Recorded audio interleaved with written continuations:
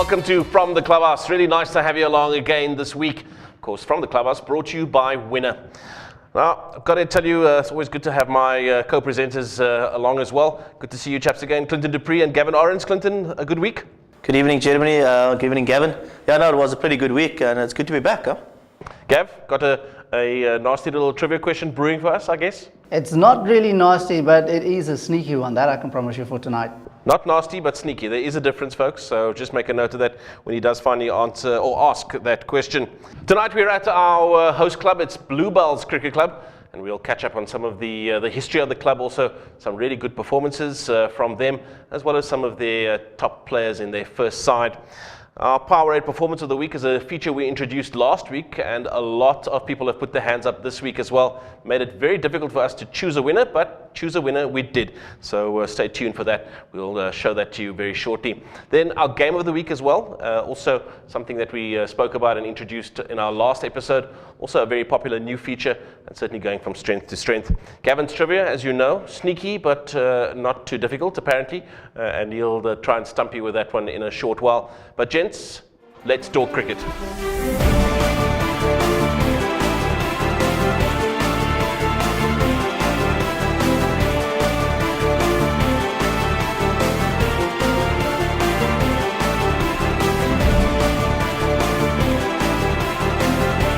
Clinton Dupree, the Proteas are away and obviously on international assignment, firstly against New Zealand and then a little bit later against Australia, but already a good ODI win under the belt against New Zealand. Yeah, for sure, and the awkward time of watching it. I mean, but if you're a faithful supporter, why not? Huh?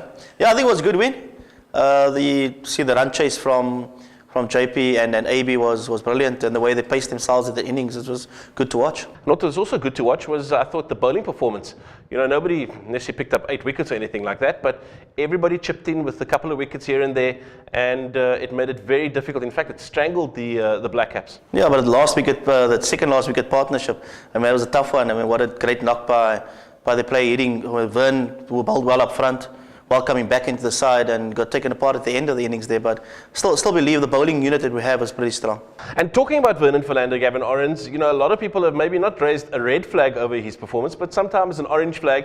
Always highly rated as a test bowler, but in the ODI format, you know, a couple of question marks. Should he be in the squad? Should he maybe not be in the squad?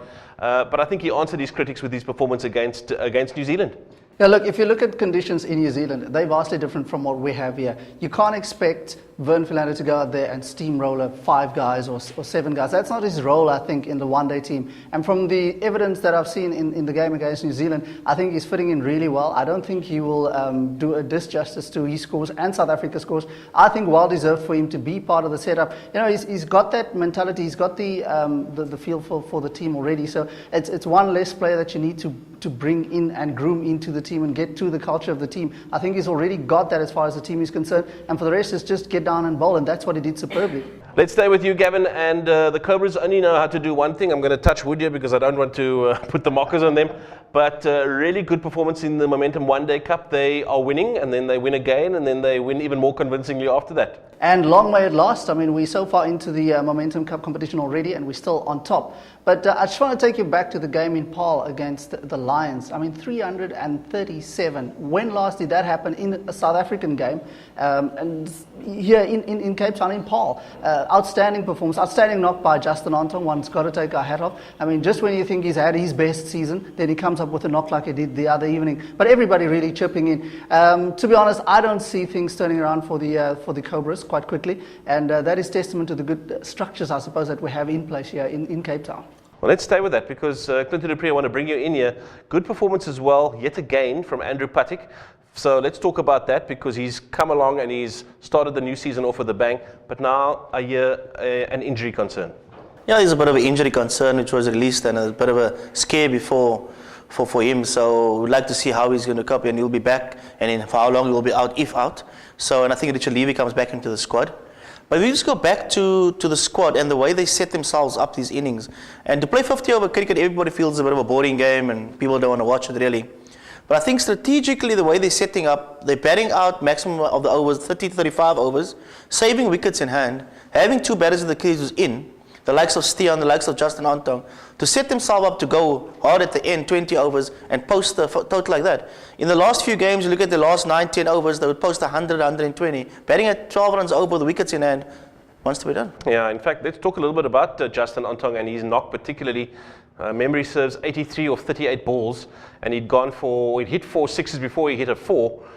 So he had come in there with a bit of a message, if you like, maybe not so much for the provincial selectors, but certainly for the national selectors. Oh, definitely, and I think, I don't know if they decided to park Justin and say, no, that's quits for him now, but I think he's a menace with the bat when he gets going, and using the advantage of home ground advantage at Paul, I think it had helped him a lot. I mean, if you look at when he came to the crease, suddenly Stian just went into second gear. He followed Justin. Obviously, it was a message from the skipper saying, guys, we need to lift this.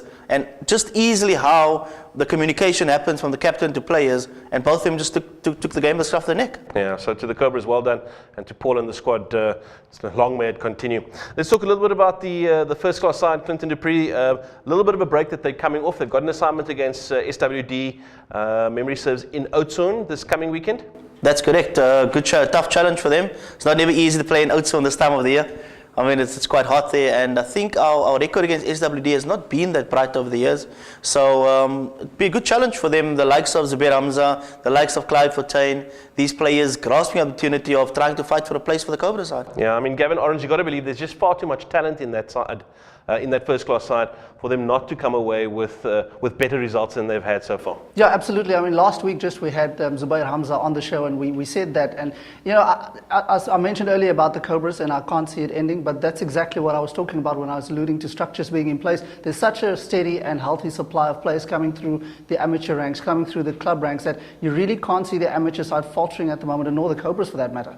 Well, I mean, before we get on to club cricket, let me just quickly give applause and congratulations to the SA women's team as well.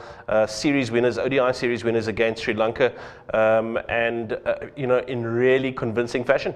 Yeah, no, it's tough tour that, to travel the subcontinent. I think most of the team has not been quite often to the subcontinent. And if you look at the likes of who done well in the tour, Shubnam Ismail, here from Western Province, she's bowled pretty well in the tour. And even the newcomer in the side, Yolani Furi, she's taken the spot of that off-spin role. And I think to clinch that series 2-1, well done to them, and good luck to the 2020 series. Absolutely. Now, the club cricket sort of season, if you like, well underway. This past weekend, we saw a bit of a mix of one-day cricket and wrapping up the round-robin stages of the AMA 2020 competition, but very much business as usual. Yeah, no, it is. And if you look at the scores, the people are really posting, and we had, players scoring, teams scoring 300 plus in a club game. It hasn't been seen for a long time. Players posting hundreds, which is good to see. So, looking forward to exciting season. Let me ask you, Clinton, is that a feature of good wickets that are being prepared, or have we given these guys an extra bowler per neutral? What's going on? Compared to what we had last year, the scores we had last year, it's much different at the start of the season now. Hopefully it is good wickets. I would love to hear that it is good wickets. And also like to see that players are taking it much more serious and looking at the opportunities at stake here and probably playing and trying pushing for higher honours. We spoke about business as usual, and it certainly wouldn't be business as usual if we didn't get a trivia question from Gavin. So, without further ado, here's Gavin's trivia question. Tonight's question is a case of find the missing player. Noel Adams and his brother used to play for the host club Bluebells Cricket Club. I want to know who his brother is. Please reply on the question on our Facebook page, that's From the Clubhouse, or on the Twitter handle at clubhouse_TV, and you can stand a chance to win one of 2 sets of family tickets. Those are 5 tickets to the next game here at Newlands Cricket Ground. Just to recap what happened in the trivia question last week, the answer of course was Vernon Philander. Well done to Warren Adams and to Ricardo Cornelius, our 2 winners for this week. And just for the record, the player isn't actually missing. So just in case the family gets worried, he's actually not missing. He's fine. He's in good health. We just want to know his name so that you possibly can win a prize. Listen, we're going to take a quick break. When we come back, we're going to chat to Yusuf Adams, the chairman of Bluebells Cricket Club, our host for tonight, about their fine performances last season and their plans for the season ahead.